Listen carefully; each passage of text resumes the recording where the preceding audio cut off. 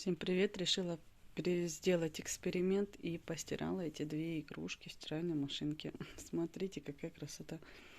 Ничего не торчит. Вообще прям идеально. Вот так, что мои игрушки прошли жесткую проверку. Такие вот, смотрите, классные.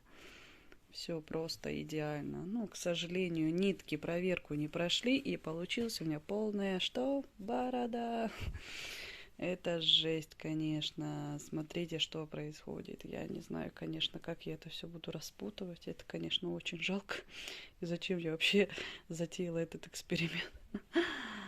Ой, ужас.